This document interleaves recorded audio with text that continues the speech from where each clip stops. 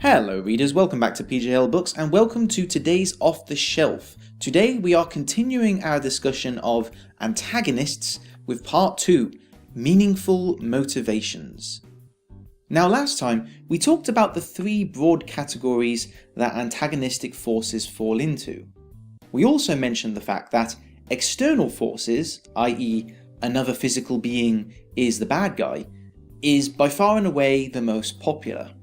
The trouble is, despite the fact that making the evil presence in a story a person is easily the most popular choice, far too many would-be authors resort to stripping away the human side of an antagonist. In other words, the antagonists exist only to make the protagonist's life a misery. Which is, frankly, stupid. Seriously, anytime I read a book or watch a movie where the villain's goal is simply to end the world or blow up a city, at best I lose half of the respect I had for the story, at worst I give up on that story and move on. Why? Well, the antagonist is one of the most key players in any given story. They, along with the protagonist, clash against one another and drive the plot forward. The protagonist, of course, is motivated to achieve something.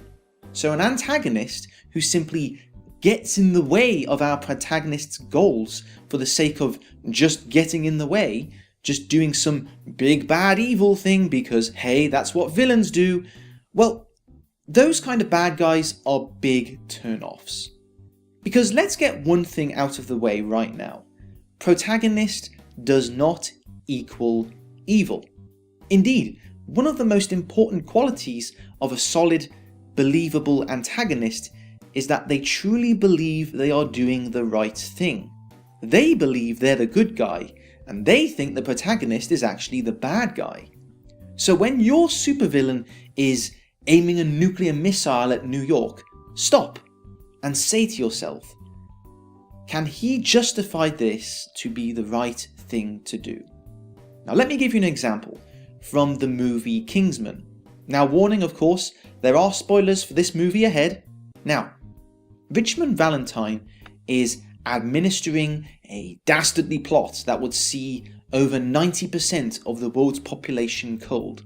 Now, had it just been left there, Valentine would have just been a cardboard cutout villain who is just simply being an inhuman roadblock. But then we have his justification that it's for the good of the planet, which is seeing its resources depleted at an alarming rate from overpopulation.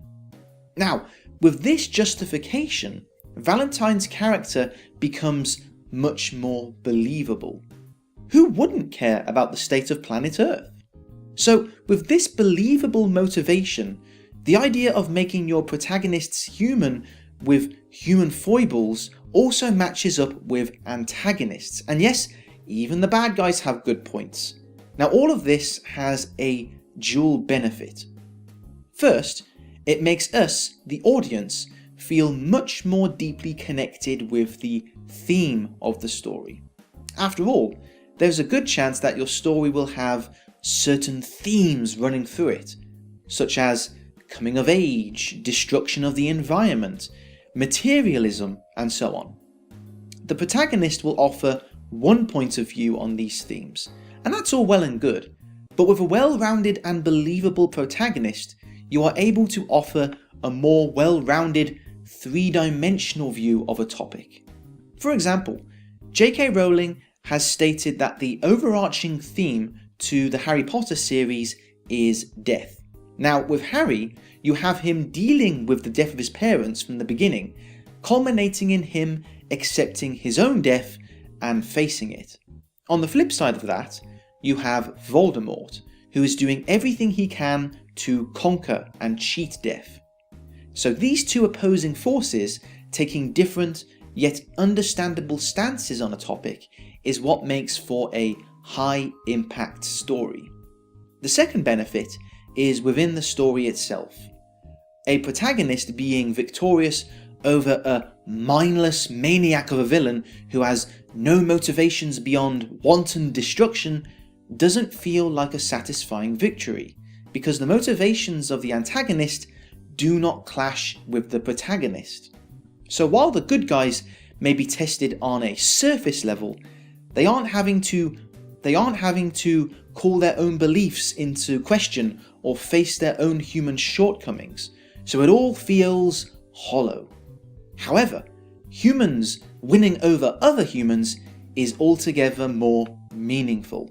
Seeing that good nature of the protagonist tested and questioned by a protagonist who themselves may raise good points, but ultimately they win through, feels like an emotional, well-earned victory.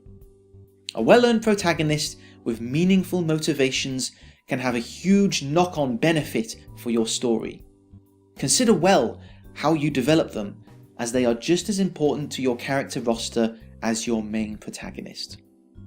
And that's it for today's Off the Shelf. Thank you very much for listening, readers. The written version of this discussion is going to be on my website, the link of which is in the description below, so please check it out. Thank you very much and see you next week. Bye bye.